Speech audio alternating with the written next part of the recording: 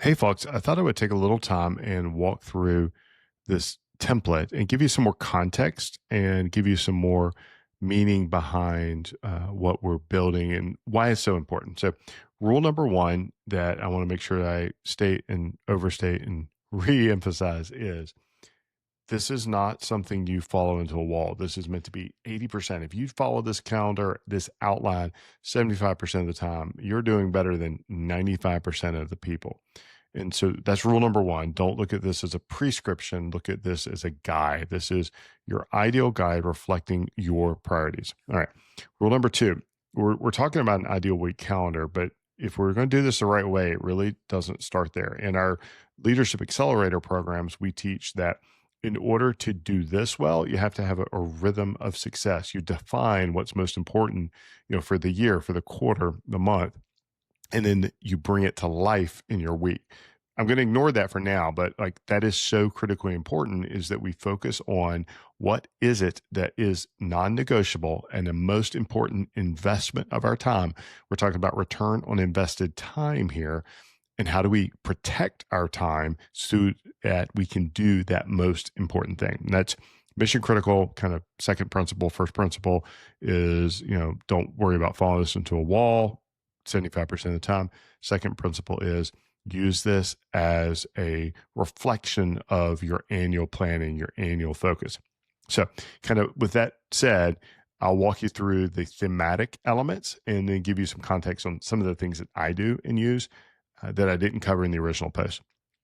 And I'm going to update. I've got a video link here for you that I'll post this link in so that you can watch this, and anyone that downloads it, feel free to share this. Like I don't need to hold on to this.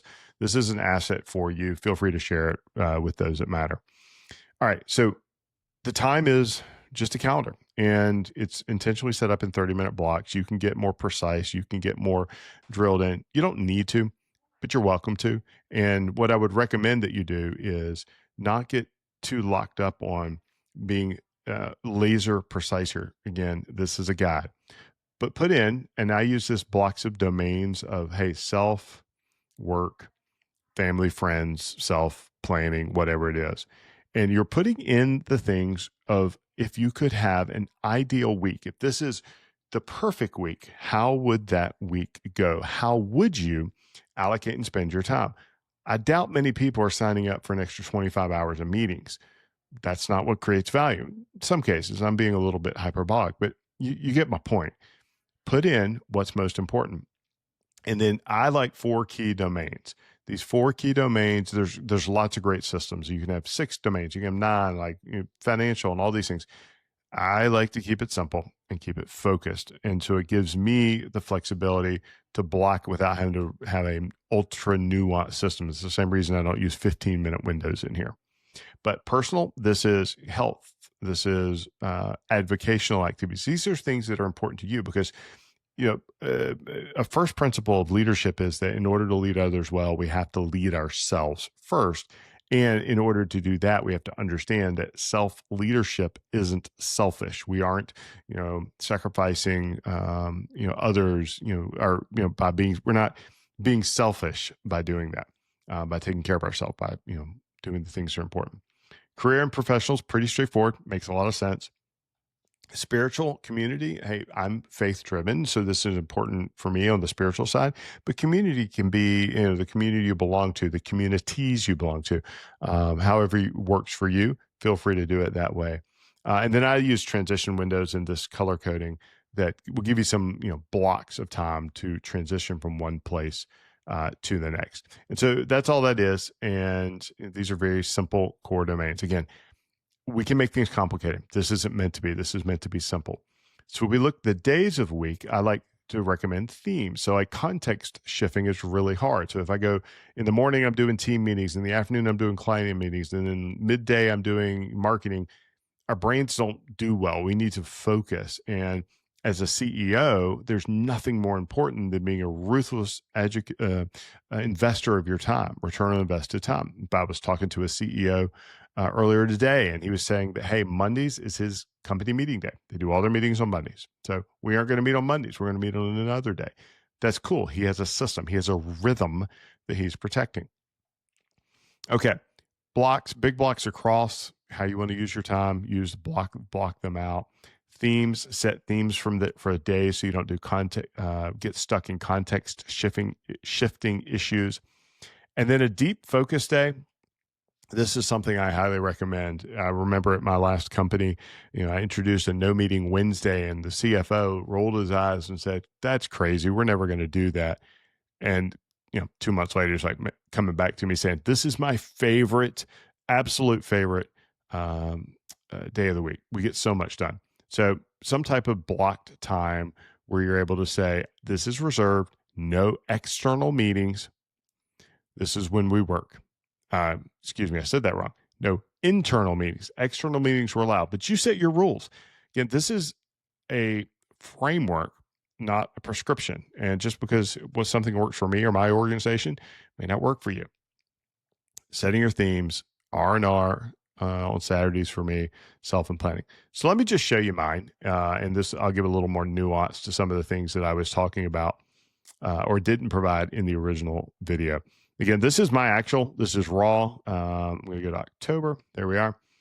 And here's the real one. This is the one that I was using in October. I've since updated a little bit and tweaked a few things because I do this typically on a quarterly basis, but I've been in some changing focus or simplifying some things. So I've just been adjusting a little bit. So a couple things here. Somebody asked me, "Hey, what does the B mean?" That means that time is blocked. That is on my calendar, blocked, cannot be scheduled over, can't be calendared over. My VA, my assistant, has the authority to.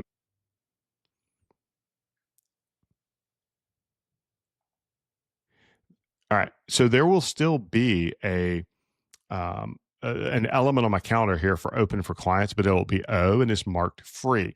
And that way I can, at a glance, see my calendar, see how everything is scheduled, and know what's coming.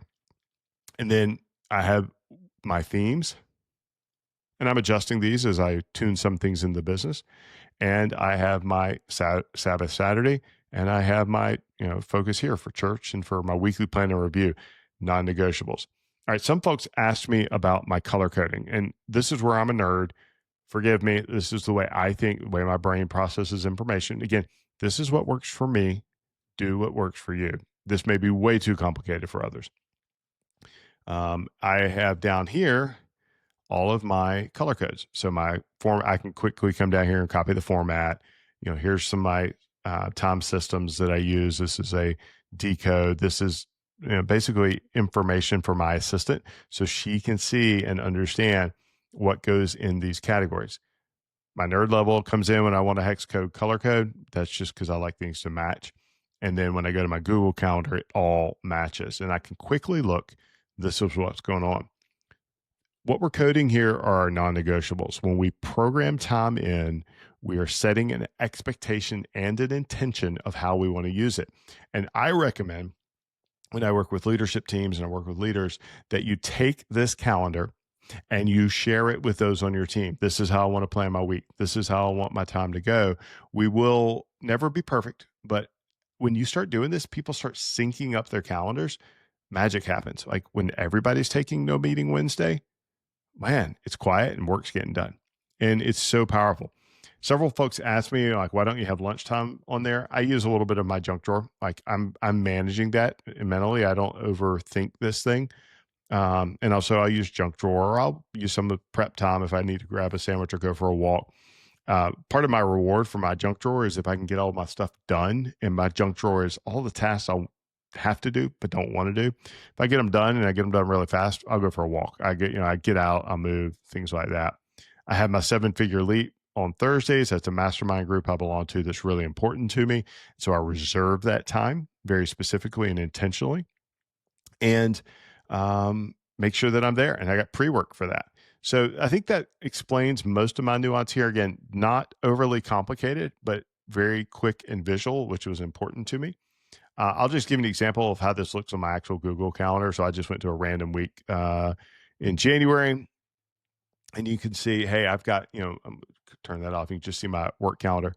So there's my work calendar, and there's, everything's already in there, and there's some duplicity. Like I've got an actual meeting invite, and then I have my ideal calendar on there. So there's a little clunkiness that needs to be cleaned up, but you can see where I have this time blocked. I have everything coded out. And if something needs to move, it moves. But these color codes allow me to see, hey, this is free time. That's what I know it's there for. This is blocked. And so that was that open and that B calendar time. So that's how I'm doing this. Take it, use it. Feel free to ask me questions. Make this work for